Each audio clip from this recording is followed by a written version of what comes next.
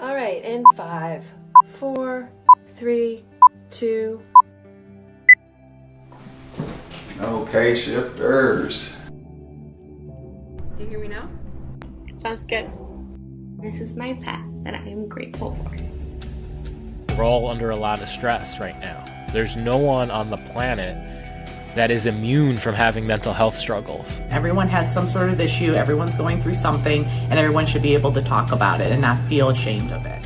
I'm going to be open. I've gone through some stuff, I feel like it would have been beneficial to my mental health as a youth then to have someone speak to me about it, because at that age, I didn't even know what it was. I had no idea what it was. I believe it's a commonality in all of us, and I think we all have a part within us that feels misunderstood or misjudged. You're figuring it out yourself. It takes a toll on, your heart, because it's like that sometimes aches. There are healthy ways to manage difficult circumstances to improve our mental health. We wanted to prioritize building community and creating these safe spaces. Let's stop the stigma and join the conversation. Let's build a shift.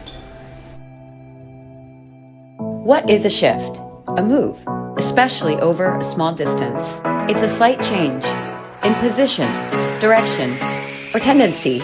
It can be a small step, and it can have a big impact. What does it look like, or sound like, or feel like for you to start a shift? Hello, shifters. Hey, shifters. Hey, Chicago. Hey, Chicago. Let's rally. Let's rally. What if it starts with a conversation?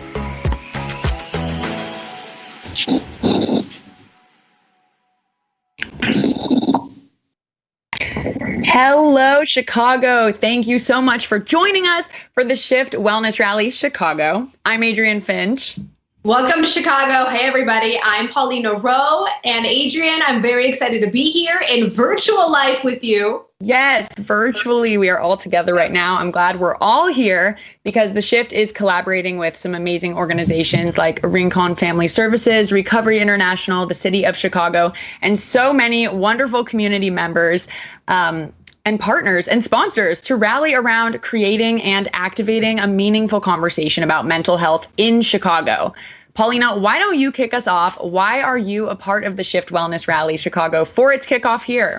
Of course, well, what does it mean to rally, right? To me, it means to come together for a common purpose, to take a stand and speak up against something that matters mutually to everyone. So I want to be a part of that with mental health. There's so much non-wellness around us, mentally, physically, emotionally, that I'm ready to rally for well-being for everyone. And I've been a big voice for mental health for a while now. A lot of my colleagues on the air, on the Fred Show here in Chicago, they've been, the same, vocal about mental health professionally. I've also done a lot of work in this space too. Started, with Get Your Mind Right, to start in, do my part, right, in starting the conversation. So yeah, I'm in it. Yes. Paulina, the act of your speaking about mental health openly is so powerful. You've definitely taken a step out to do that, and that isn't always easy. And we're about to hear today from experts, mental health advocates, and also young people in the community who have added their voice to that conversation. And you can too at home. If you are watching, you can vote in our polls when we post our first few in a moment. But before we dive into things, we do want to remind you that today we are going to be talking about mental health. And some of it can feel serious. We're not mental health experts, but we do want to make sure that you guys have resources on hand throughout the event if you need to start a conversation with a reliable resource. Yes, so we're going to put these numbers on the screen for you to keep, and have, if any point today or if ever you experience emotional distress, you can text HELLO to 741-741 to connect with a life crisis text line counselor that's 24/7, or you can call the National Suicide Prevention Lifeline at 1-800-273-8255.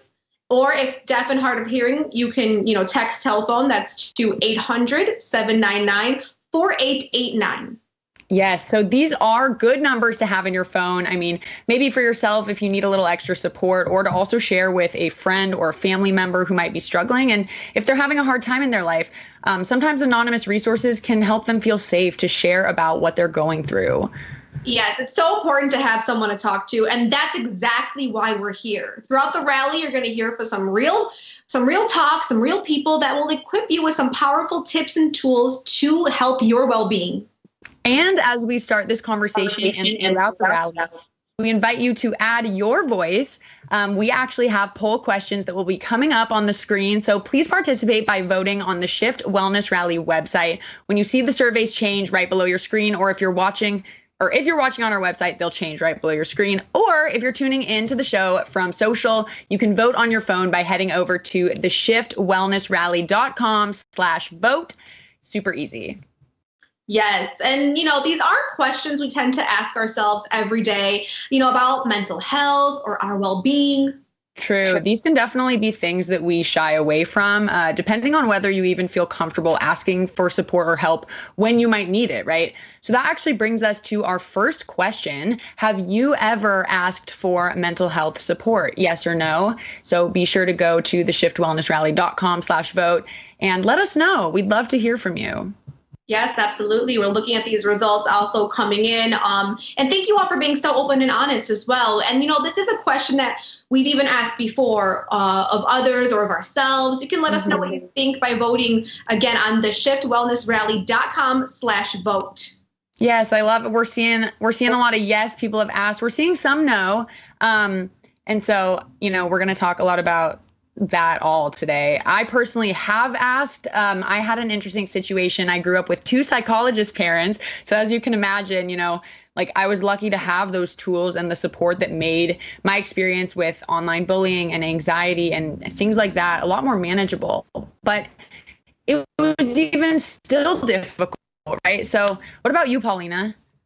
Yeah, no, thank you for being so open and honest. I mean, I definitely didn't ask for help until I got a little older, So growing up, I did grow up in a very, immigrant household. My parents are both from two totally different countries. We have Poland and we have Mexico. And it's just so interesting too, growing up, because for me, I kind of felt like there wasn't really a way to ask, and there were a lot of barriers, but I'm so glad that I'm doing this now, and I'm very happy that I learned how to ask for help. There's never a wrong time to ask. So, I had to learn how to make sure the people around me could hear that I was saying help. So I think these conversations are so important to be had, and that's exactly why I love that we're doing this today.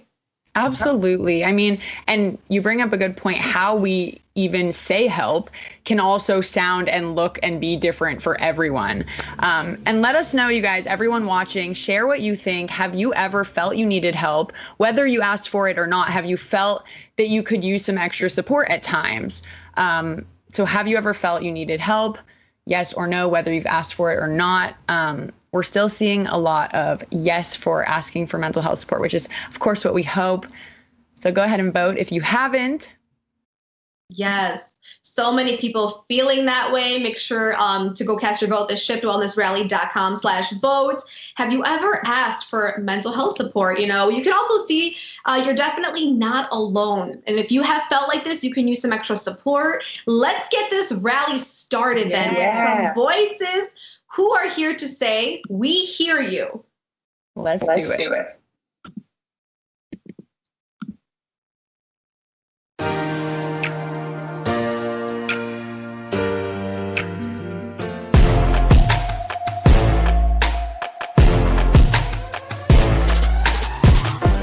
Hey shifters, I'm Mayor Lori Lightfoot. And I'm First Lady Amy Eshelman. And we're excited to be part of the conversation surrounding the mental health of our young people. Hi, my name is Eddie Borrayo. I am the president and CEO of Rincon Family Services, which Rincon has been around since 1972, so almost close to 50 years, providing behavioral health services to the greater Chicagoland area. Now more than ever, the importance of lifting up our youth voices, breaking down stigma surrounding our well-beings, and ensuring that our communities receive the necessary resources is crucial. Now we're here to really engage the community to talk about the importance of mental health and reducing the stigma in mental health for all of us. This past year has been especially difficult for our young Chicagoans who have been adjusting to the many challenges that the pandemic has presented, especially those that have been impacted by their mental health. That's why we're here to start the conversation and stop the stigma around mental health, as well as give our young people the resources they need to maintain their mental well-being. I want to encourage you to speak out and speak up. Ask questions. Don't suffer in silence. What really excites me about this mental wellness rally is the conversations around mental health and wellness that our youth is now able to represent themselves with. Hi, I'm Jake Roscoe. I'm 27 years old and I'm working for Rincon Family Services in Chicago. Hey Chicago, my name is Erin Thompson. It is a great pleasure to take part of this important conversation about mental health and mental care. Hi, my name's Anna. I am 28 years old. I work at Rincon Family Services as a substance use counselor. Collectively and together, we are working towards breaking the stigma. Let's stop the stigma. You can be heard. Let's start the conversation. Let's stop the stigma. Let's start the conversation. Let's start the conversation. Let's heal together. Let's create a shift around here. Mental health is everything. Our brains is where it all happens, is where creativity happens. If you think of it like a plane, the cockpit is where everything gets created. So of course, mental health is so important. I believe the biggest obstacle to speaking about mental health is ourselves. We will create excuses. I'm okay. I feel okay today. Or it's not a good time. Or I'm too busy. It's easy to make excuses and twice as hard to be willing to help ourselves sometimes. I think that we all feel that our own problems are less important than whatever anyone else is going through, which can be incredibly invalidating to our own mental health at times. As someone who's really young and a student, I think that mental health has impacted people more this year than any other traditional year. I know it's been such a challenging time through events that have been happening in our community, through collective trauma. And I just want to recognize that when we talk about mental health, we can't separate that from issues of social justice. This whole pandemic has definitely had a humongous toll on everybody. The effects have disproportionately affected certain groups, including young people who have had decreasing access to mental health services. During this whole pandemic and everything, it's been so hard to get all these services. You feel distance with people, you know what I'm saying? I definitely felt an increase in anxiety that sometimes I didn't know what was going to happen. I was seeing people close to me passing away or getting sick, and that was terrifying. Since I haven't been able to interact with a lot of people, I see myself getting anxious when I'm in social situations. We don't even know the true impact of COVID on our mental health on a situation where it was already terrible. My biggest message around starting the conversation around mental health is look inward first and ask yourself, what are you needing right now? What does wellness mean to you, and what do you need to reach that?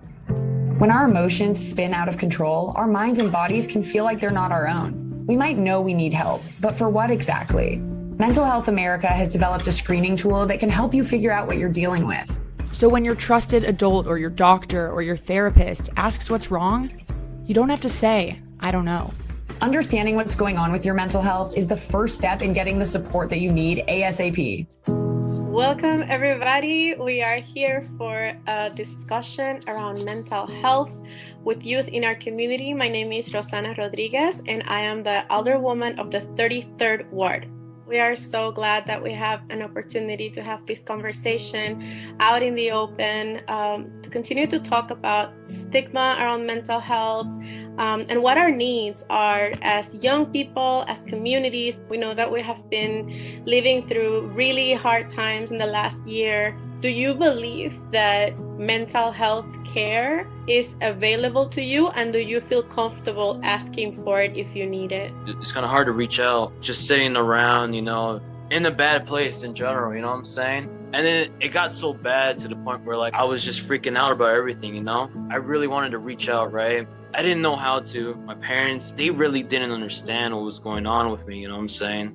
It's really hard to reach out because you don't know if someone's gonna believe you, because we've always been questioned about are you sure to talk about your grades, especially if you're first generation and your parents are immigrants. It's extremely hard because they don't understand they'll just portray like what they've been through as a kid, or like their life, their past life on you. If it wasn't my parents that are gonna help me out, I was like, then who else? I was thinking about, reaching out to like to the counselor. She gave me this email that got me to talk with a psychologist, right, or a therapist. I'm so thankful for that day that I got to reach out. I got that help. It's been a very big change, not only for adults, but I feel like sometimes teachers and even parents don't understand that it's also been a humongous shift for us, and that we need more support.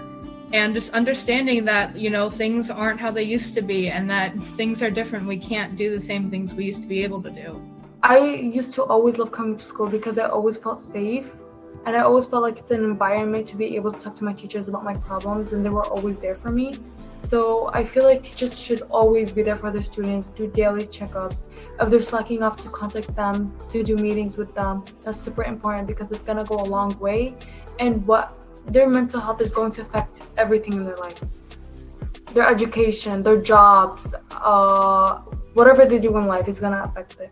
I feel very privileged to live in a household where I can talk to my mom, and I go to therapy, and I have people I can talk to, but there's so many people that don't have an opportunity in their household. They can't talk to their parents, and even if they do and their parents want to help them, they might not have the funds to, and they don't know where to get help.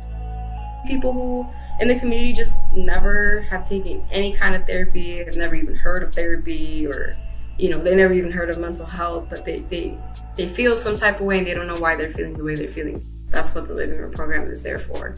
It's kind of like that tiny step. You don't have insurance, you don't want to do therapy, or if you've had a bad experience with therapy, come on over, we'll talk to you. You need help looking for a job, or you need help looking for insurance if you don't have insurance, or any resources that you need help with, they're also there to help you. And you're gonna leave thinking, okay, I'm not alone. I have someone here who's not only listening, but they're gonna talk to me, and they're gonna give me options. And you can come as much as you want, as often as you want.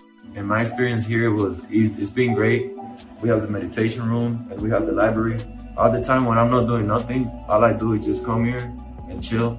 And it's like different components that make up a house, that make up a safe space. They have the sofas, they have the TV, little coffee table.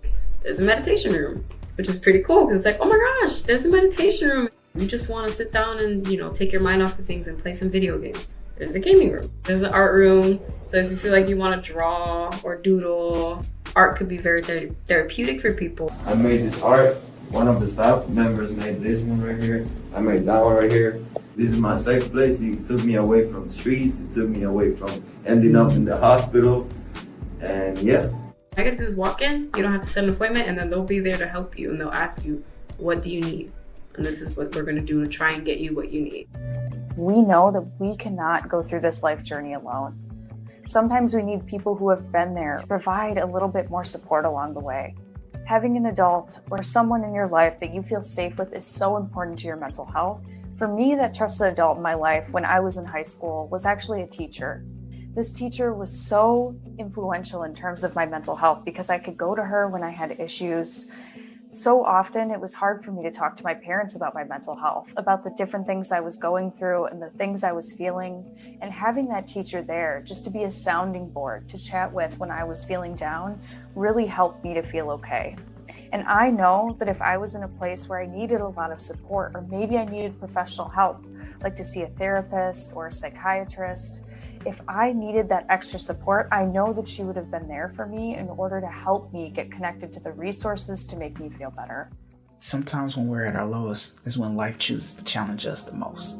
And if you live with depression or bipolar, well, those challenges can be isolating and sometimes feel never ending. With our new podcast, I'm Living Proof, a letter to my younger self, you may discover that you're not alone. Join us as we listen to young adults living with depression or bipolar detail their first brush with a mood disorder and a letter written and read to their younger selves. In each letter, we explore their journey, learn how they face the challenges of living with a mood disorder, and find out what makes them living proof.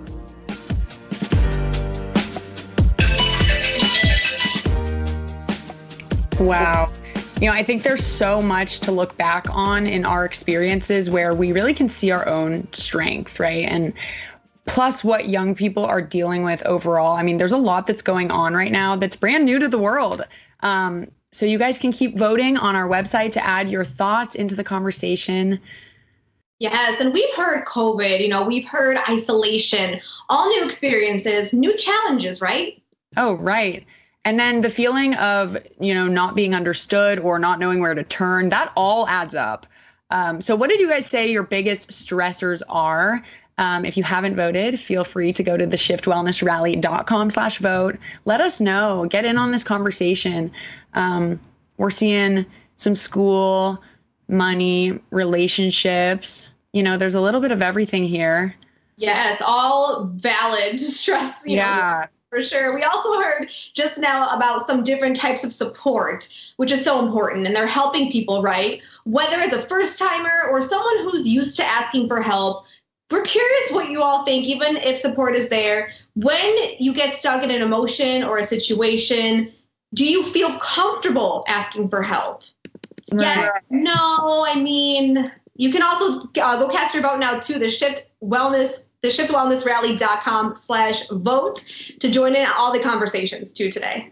Yeah, and we're seeing a lot of yes, but we're still seeing some no. And of course, we want everyone to ultimately get to a place of feeling comfortable, but it's okay that you're not feeling comfortable right now. That's why we're here. It's not always easy to say help sometimes. And there are also so many ways to take a small step. It might even be overwhelming to think about kind of where to start and how do you calm your mind enough to know where to start, right? Absolutely. And, we're going into a really nice mind shift moment with a meditation exercise, one of my favorites too, led by Dr. Broderick Sawyer, and some great conversation around stigma and building trust, a special Q&A visit with Chicago's very own mayor, Lori Lightfoot, with more resources and ways that you can find a starting point around your own mental well-being.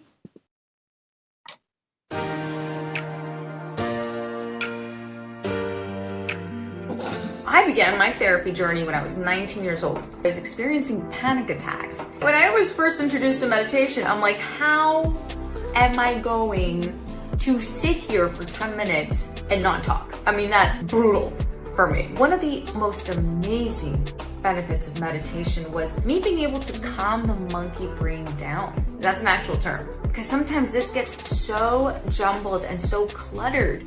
The terms mental health or wellness make me think of, the awareness we all have within ourselves when we aren't okay all the time, and that's okay to feel that way. And just, the importance of recognizing those moments we experience and how we choose to cope with those situations on our own. Hello. My name is Dr. Broderick Sawyer. I am a clinical psychologist, meditation teacher, therapist, speaker, educator, got a book in the works, different things like that. But I'm here today to talk about just mindfulness and how it can help you just engage in your own journey of mental health and healing, of self-realization, really living your truth. And I've learned a lot and took a lot away from mindfulness, both in my personal life, struggling with anxiety, depression, substance use, trauma for myself. And I've also helped a lot of clients, therapy clients, work through their own difficulties, just using the power of mindfulness. Mindfulness is in the present moment. It's always there. So that feeling that you have right now, watching this random guy talking, smiling, pausing, right? So you're tuning into what's happening in the present moment, right? So if I have a class assignment due, next week, if I'm thinking about that when I'm in the present moment, when I'm not working on it, there's really no point to worrying or following my mind going into that space, right? So mindfulness, in essence, is the ability to see your mind pulling you out of the present moment and instead choosing to stay in the present moment. Instead, you see the worries on the horizon. You see that big project that you have to do tomorrow. It's okay to worry. It's okay to have fear. But we don't follow our fears when we're not in moments that we can actually do something about them. Mindfulness is a reality as it is, not as I wish it was. That's what mindfulness is when it comes to mental health and well-being. We want to allow ourselves to feel what we feel. And we want to have compassion for the human condition. I'd like to do just a brief meditation exercise. This is how we become present. We want to start with nice full in breaths, breathing all the way in.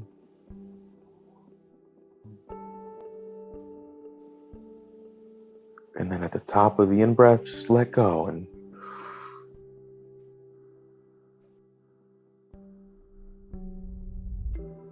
breathe all the way out.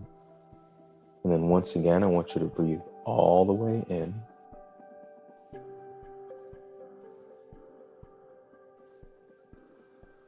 And then release your breath at the top and just try to loosen your shoulders a little bit with that out breath. Relax your jaw muscle a little bit.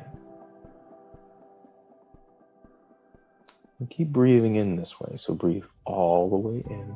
Really fill your lungs. And on the out breath, just release. Release any tension. Release any worries. All you have to focus on in this moment is breathing all the way in, and breathing all the way out. That's all there is to it. Just continue to breathe this way. All the way in, all the way out. And then allow your breath to resume at a natural rhythm. So that means that no more deep breaths. So just let your breath settle. Just let it breathe itself. You don't need to control it anymore. Let it breathe. And what I want you to do once your breath is settled is imagine some place or someone who makes you feel good. This can be a place like the beach, or for me, it's a basketball court. Or if it's a person, it can be a grandmother, a parent, a friend, a pet. There's someone or some place that makes you feel really relaxed, really at ease. And I want you to imagine yourself with this person, or with this pet, or in this place. Just use your imagination to put yourself in this relaxed, safe space. So if you're imagining a place, you might imagine what it feels like. If you're at the beach, maybe your toes are in the sand, or if you're in the forest, see how green it is. Imagine all the little details. And if you're imagining a pet, imagine that you're petting your dog or you're petting your cat. Just really bring to mind what it's really like to feel that appreciation. It's a person. Imagine their eyes looking back at you, smiling, and you're smiling at them too. And just feel the sense of connection and ease with the space that you're in. Just really appreciate the space. Just really breathe into the space. Notice any feelings of happiness, of ease. And just taking a few more breaths. Just one nice big in-breath.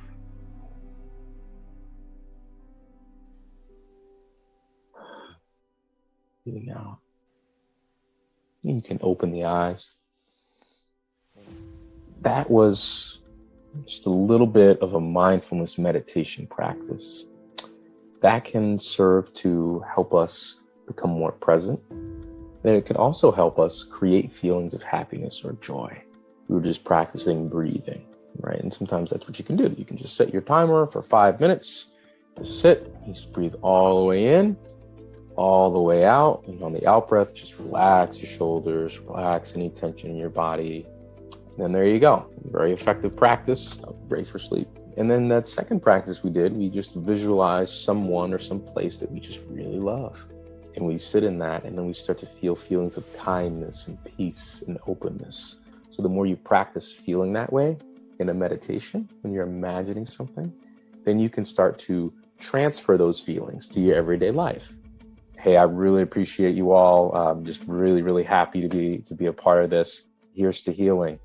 So you know all those feels you tend to feel? Well, being able to put words, actual vivid language to it, can be a big part of reducing the negative impact on our mental state. For example, if you're feeling sad, it actually helps us manage this emotion when we can be specific about the kind of sadness that we're feeling. Disappointment, grief, empty, isolated, powerless. Coming up with words for our emotions isn't always easy, especially when we're feeling out of it to begin with. This online tool can help us find words we didn't even know we were looking for. All the Feels is an awesome free app that helps you identify and track your emotions. It helps you name your feelings with expressive words that you can relate to, creating a catalog of your emotional vocabulary. You can use it as a tool to really see where you're at, and you can share your weekly or monthly graphs with your therapist. I mean, who has time to remember how you were feeling last Tuesday? All the Feels is a really simple way to put the right words to what we're feeling so that we can better manage how we're feeling.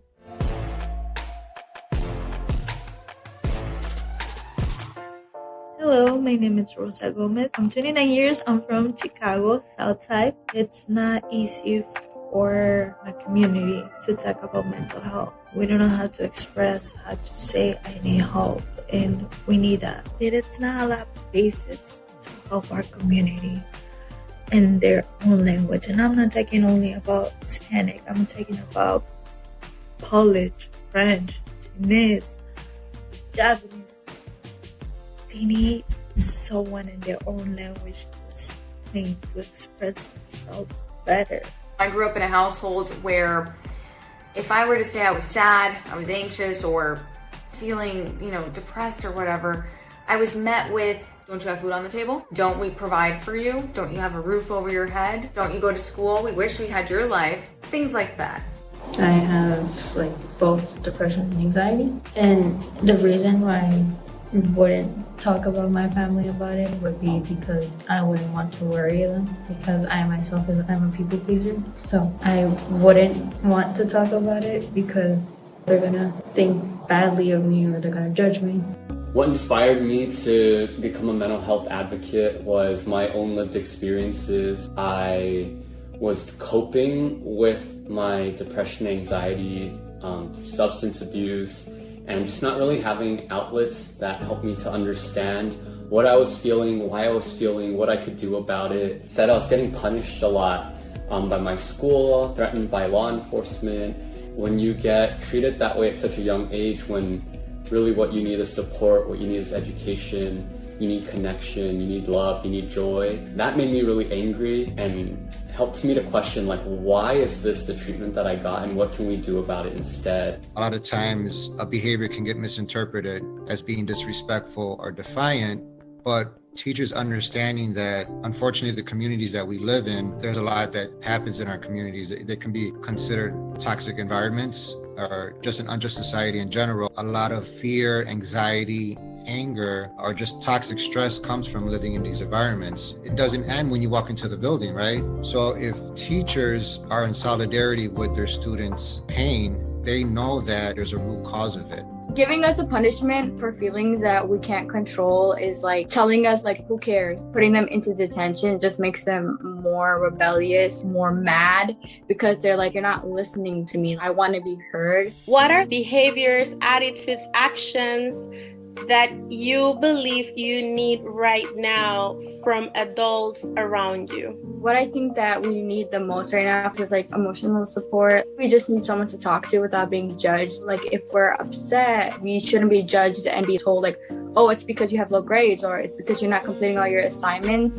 Things like that make students and teens like me feel like less of themselves. Instead of putting people on detention, for example, you can have a conversation with somebody, right? I feel like it's a better approach. You have the deans and everything talking to students like, are you okay? Instead of giving them like suspension or detention. I feel like that kind of brings out their character and kind of tells you like why they're acting like a certain way. So you personally understand that this is why they're acting this way, and it helps the deans and the teachers understand if this happens like next time, we know why and we know how to prevent it. It also shifts that thinking of, oh, when I get in trouble, it means I'm a bad kid, I do bad things all the time. It shifts that and says they need help for the things they go through. And it just tells kids that it's okay to get help, it's okay to feel feelings, and they don't have to be punished for just being a human being. I feel like it's just having the offer right there, you know? Obviously they don't need help, but just have it on the table, you know what I'm saying? My history teacher does like little openers in the beginning of class where we can just like answer the question that she puts up and we all have like a conversation about it. It creates this little space where like you kind of feel like safe and you can like talk about anything, even if it's not anything that's like a super deep conversation. You just feel like you can open up and say anything without being judged or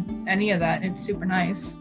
Being able to create an environment of relationships in the class that are based on that kind of trust is where you'll be able to get to the real support. It's too easy to say, what can I do for you? Come in and talk to me. You know, my door is always open. But if you don't feel comfortable and you don't trust that person, it's hard to step through that door and to ask for help. When students feel that they're in a safe space, there's more willingness to share, to be in a conversation, to resolve conflict. This is a shift from being punitive to restorative. When we have these restorative conversations, it actually strengthens the relationship between the student and the teacher. We also come up with agreements, and that keeps the student in mind and the teacher in mind, and puts some accountability. We've learned that the restorative practices and these safe spaces allow for healing moments. So these are all things that help with the healing process. Creating a new life for myself after depression wasn't easy. Because when you're at your lowest, it's hard to see the big picture. Sometimes you need help. I'm not gonna say that calling NAMI Chicago's helpline saved my life, but it did help me save myself. It helped me realize that there's something beautiful on the other side of all of my pain. NAMI Chicago has mental health experts ready to talk to you 7 days a week. It's free and it's confidential. Just imagine, what if the only thing standing between you and the life you want is your fear of getting help? Let people be there for you. It's okay. Call 833-626-4244 or DM NAMI Chicago. And never forget, just because you are a work in progress doesn't mean you're not a work of art.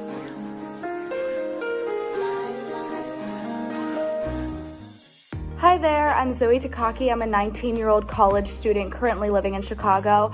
And a question that I have for the mayor and any other city officials that are policy leaders is, how can the city support teens going through mental health crises? How do you plan to include youth and adolescents in the conversation around mental health when policies are being put into place? We really are hoping that this rally sends a message and sheds light on the importance of investing in mental health resources for our communities, especially for Black and Brown communities. Specifically, teens in low-income communities that might be dealing with stress revolving race issues, financial issues, familial issues, community issues. Creating policies and providing resources that support the mental health of our residents, especially those who are particularly vulnerable, has been one of my priorities since I became mayor. That's why during my first year in office, in our first budget, I doubled the city's investments in mental health to expand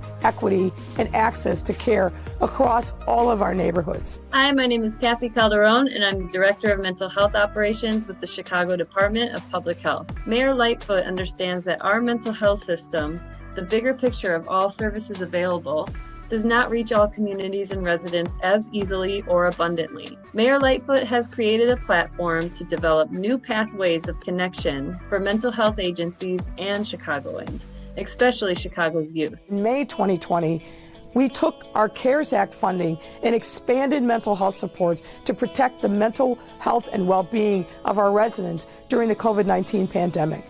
And just a few months later, after that, in our second budget in October of 2020, I announced $8 million in annual grant funding to 32 community-based organizations to create and sustain our city's trauma-informed mental health safety net system.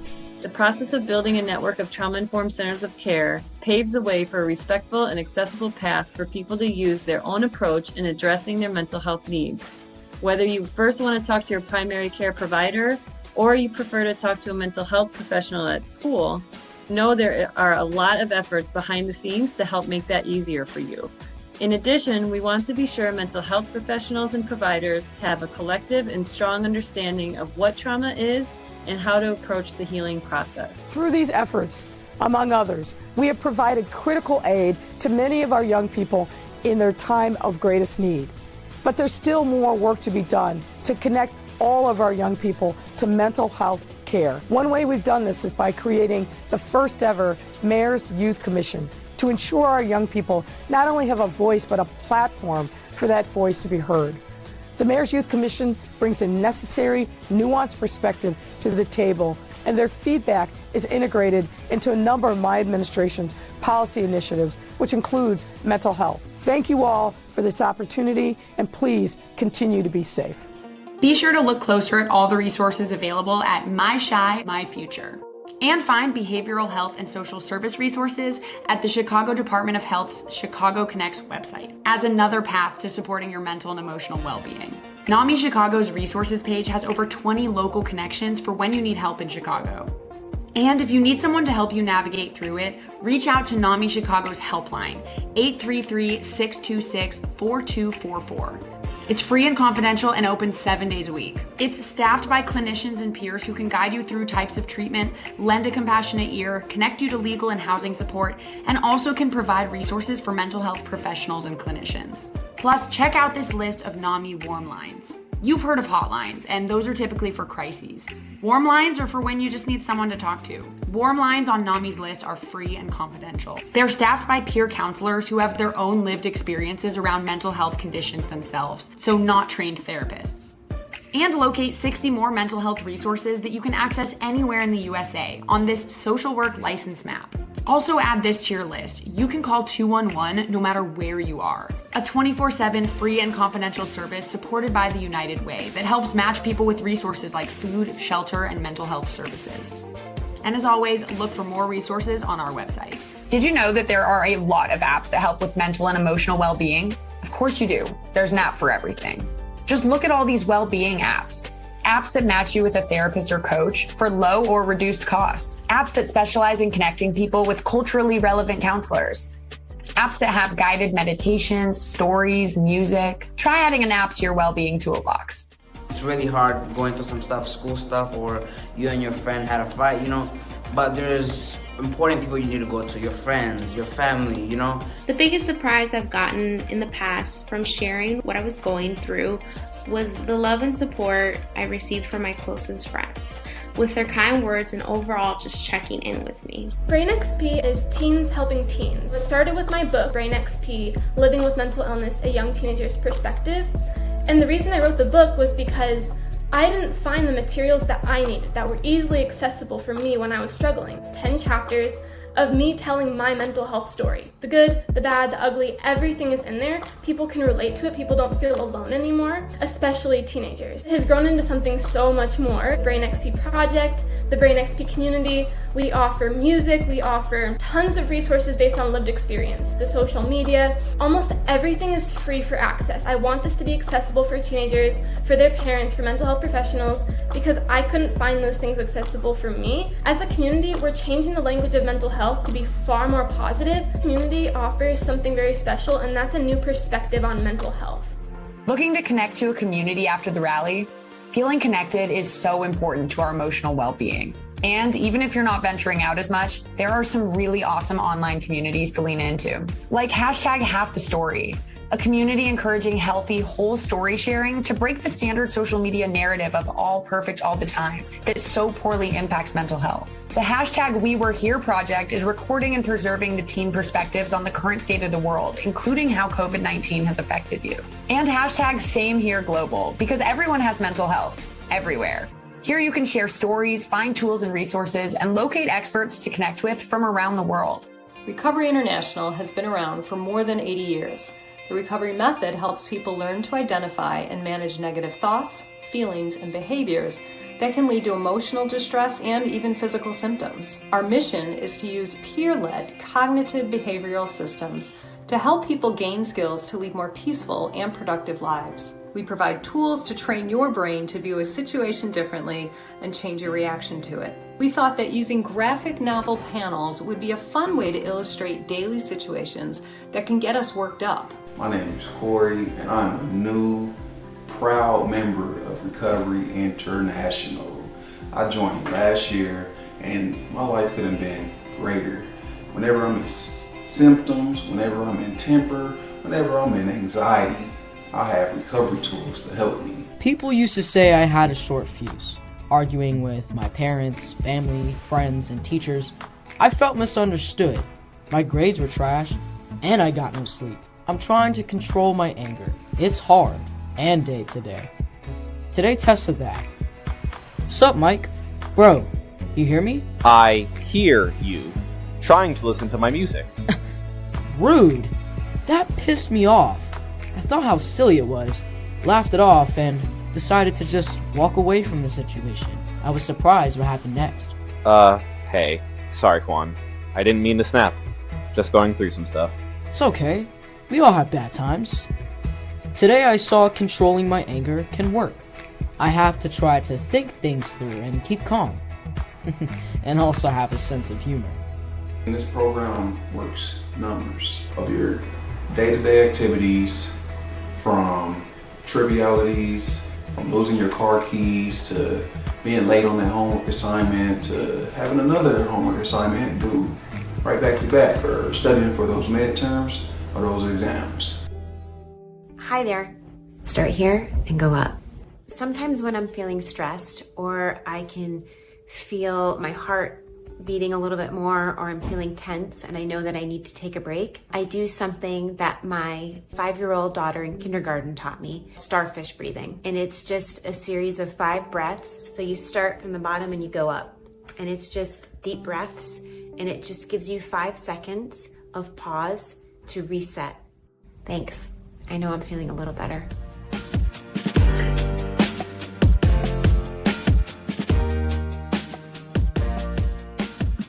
Yes, that's such a fun exercise, starfish breathing. I'll have to use that personally. I love it. Yes, those were powerful conversations, and what gets in the way is different for everybody.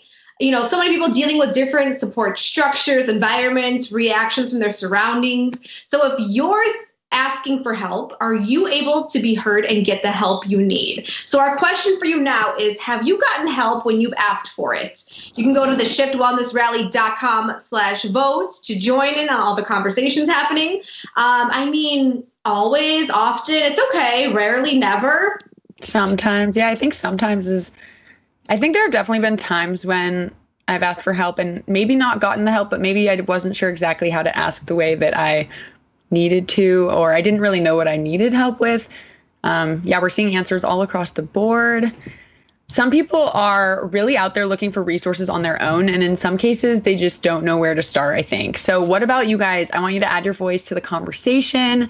The next question is, what stops you from asking for help? So if you were one of those people that said, I don't know, I haven't asked for help before, what stops you from asking for help?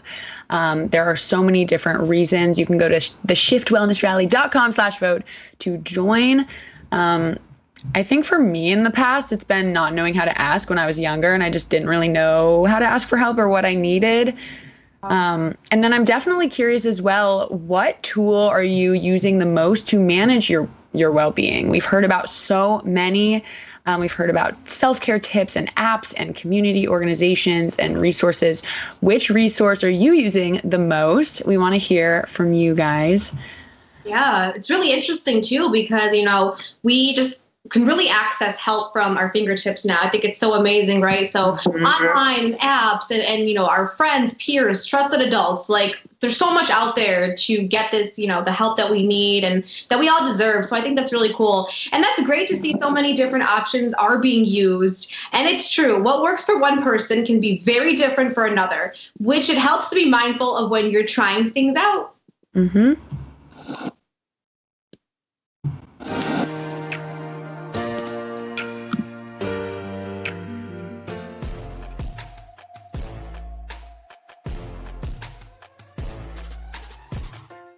Hello, Jesse Zookman here, mental health patient, advocate, suicide survivor, training to be a mental health care professional myself. People ask me all the time, what are some things I can do for my mental health? 3 tools. Number 1, sleep. Go to sleep at the same time every night. Wake up at the same time every day. Number 2, nutritious diet. Less things that come in bags, less things that come in boxes. The next thing, being social, just finding some type of community. Maybe it's your synagogue, your church, your mosque, maybe it's a sports group. But having that camaraderie, it's so crucial to maintaining your mental health. For me, writing is a way to let out my feelings and to basically put them away. If it's just journaling, write them into a poem. And then dancing. Movement, exercise, and creative expression is so important. I love to use the arts and different creative outlets as a way to engage people in conversations about mental health and making this wellness space a lot more fun and creative. I have a turtle, which is like one of the weirdest ESA animals that you can have. I guess like just talking to him and like cleaning his tank and spending time with my animal, like it makes me feel better. Therapy. I was one of those people, I don't need it, I don't want it. Without realizing it, I was hurting myself. You think that I can deal with it and I can get over it and I can figure it out on my own. It's totally not the case. And taking therapy, it's showing me that you don't know anything.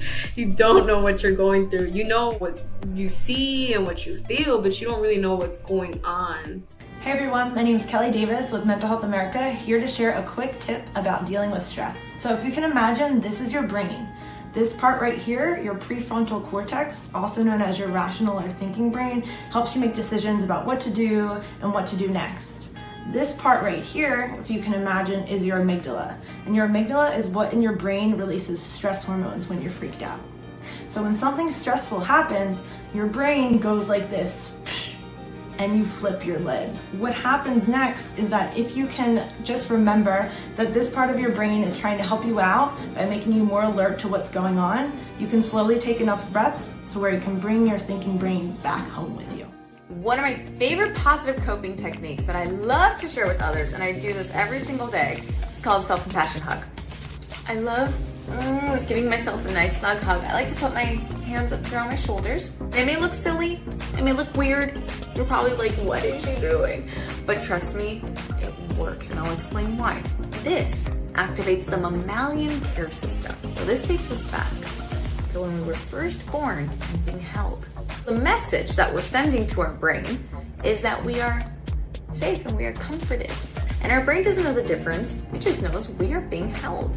When we hug ourselves, we're telling ourselves, hey, we are allowing ourselves in our personal space. You are calm, you are safe, and this is a wonderful stress reducing, positive technique. That's a great way to ground yourself, a great way to be there for yourself, a great way to soothe, and it's easy. Now you know how to do it. Hi everyone, this is Ifacho, teaching you laughter yoga. Scientific studies show the body cannot differentiate between real or fake laughter. Whether I go ha ha ha ha ha, or if I really laugh like the body still gets all the wonderful health benefits from it. Within minutes of doing laughter yoga, you elevate your mood and you bring more joy to yourself. When you do laughter, at some point you have to take a big breath, and that brings a lot of oxygen to the body. It lowers the blood pressure, decreases the stress hormone, cortisol, and increases your endorphins. Now, the steps of laughter yoga. Number 1, clapping and chanting. The way we clap is finger to finger, which gives you good acupressure points, energizes you. We're gonna chant like this. 1, 2, 1, 2, 3. And we're gonna add ho, ho, ha, ha, ha. Yay! Now we do this just so we get out of the brain, out of the mind, and into a more childlike, playful, silly, okay? And once you do the exercises, it starts to flow. And trust me, at some point you're gonna think, oh, this is so silly, and start to laugh. That is the whole point. Now, number 2 is breathing and stretching. So breathe in, breathe out, breathe in, and breathe out. Let's get a nice stretch. Stretch arm over. And the other side. We like to do meditation towards the end, just to focus you in. We start with a little laugh and becomes bigger. In order to get the health benefits, the laughter must be long and prolonged for a good 10-15 minutes, and a good belly laugh from the diaphragm. A good massage for your stomach. We crack the code for laughter. How do we get more laughter in our lives? Laughter yoga, that's the key. When we heal ourselves to be that 100%, we're like, wow, I never thought that I could be this happy, or I could be not worrying so much. We're so used to not living that life that we don't realize we do need to heal, that we would benefit from therapy. Because I would never think of going to therapy when I was younger, or maybe even 5 years ago. But now I realize the importance of it. One thing I've discovered on my own mental health journey is that recovery is not a straight line. It'll go back, you'll slide, you'll backslide, you'll go forward. It really is an exercise in accepting progress, not perfection, and accepting that we don't always feel good, and accepting we're not always happy, and sometimes we feel absolutely terrible, and still we can participate in life. And for me, the more that I've been able to accept the bad days, the less bad days I have. Happiness is not feeling sad. Happiness is being okay with your emotions, you know? When it comes to taking action and advocating for my mental well-being this year, I will continue to have an open and honest conversation with those around me in order to help break the stigma surrounding mental health. I just want to say that I'm so proud of the students. You guys did such a fantastic job today. I hope you hear something today that helps you cope better with your situation. We hear you, we are listening, and we want to help. We are grateful that you are telling us what you need, and we are going to do everything to get it for you. And at times, we're going to also need you to come with us and organize, because sometimes it's really hard. But we're here for you, so please always reach out. Thank you so much for being part of this conversation, being part of this rally, and being part of this solution.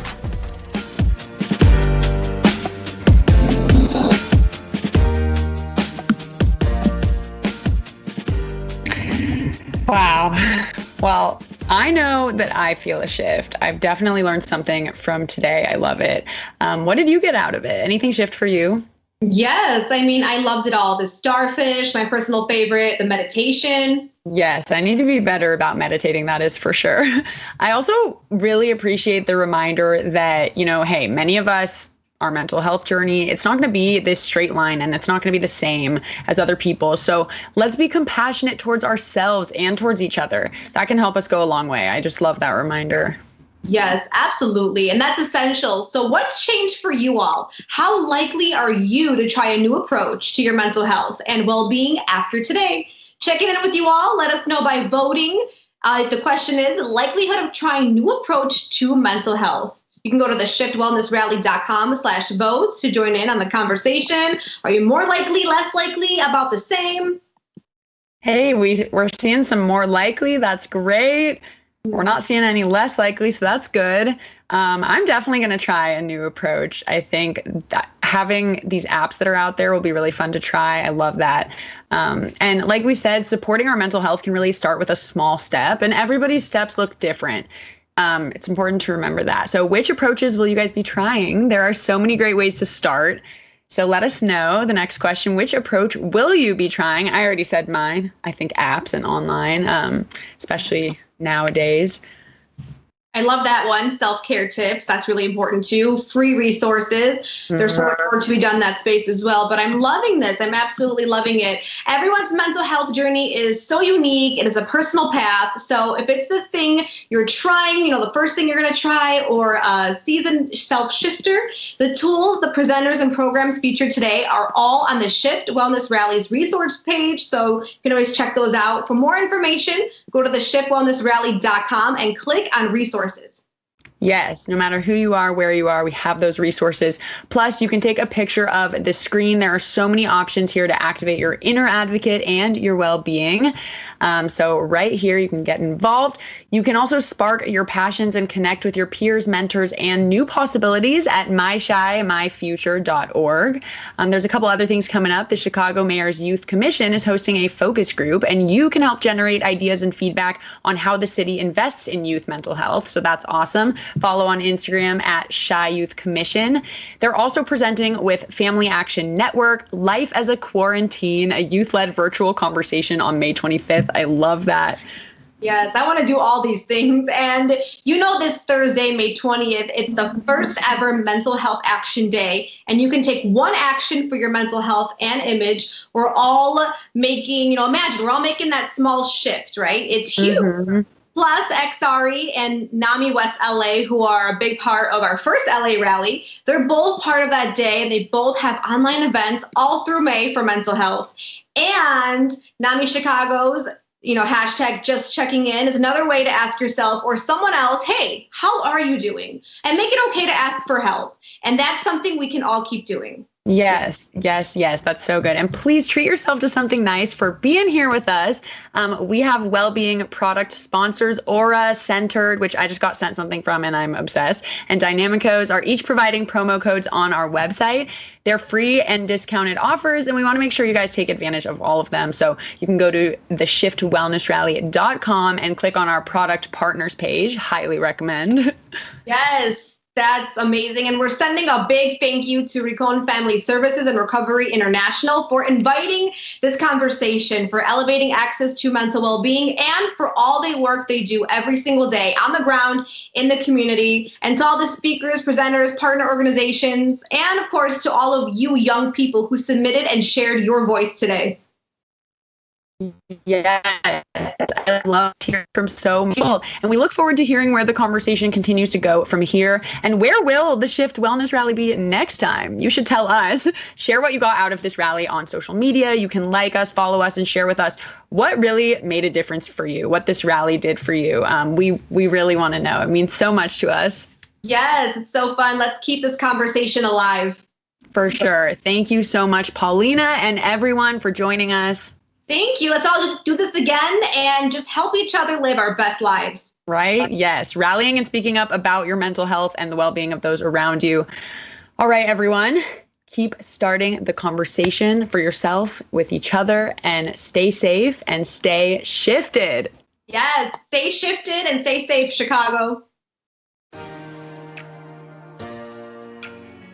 Mental health is never anything fun to talk about, but when we collectively break that stigma surrounding our own hardships and our own well-being, it becomes a much less scary topic to talk about. If you know someone who's struggling with their own experiences with trauma and they're in need of support, one of the most helpful things that we can do is just listen, come from a place of wanting to understand, and try to build collective vision with them on how they can be supported. It's been a really tough year, and everyone's experiences are different. Everyone has something different that they're battling. You should know that you're not alone. You shouldn't tell yourself that, oh, I shouldn't need help. We might not know how to get there, but we have a plan, and it's all about starting it. So we got this, guys. Go out there, express yourself. Let's openly talk about mental health as it is part of our overall health.